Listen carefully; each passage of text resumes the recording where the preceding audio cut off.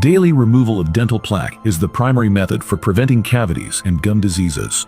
Clean all tooth surfaces with a toothbrush using vertical sweeping motions.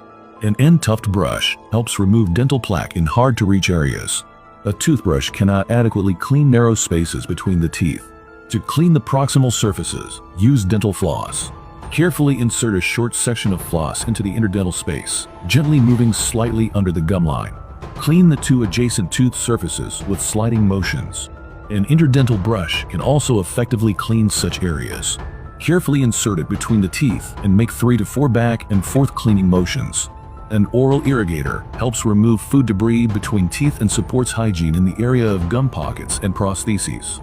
Remember that dental plaque cannot be removed using a water stream, as it adheres tightly to the tooth surface. A tongue scraper or a soft brush helps remove food debris and plaque from the tongue and contributes to fresh breath.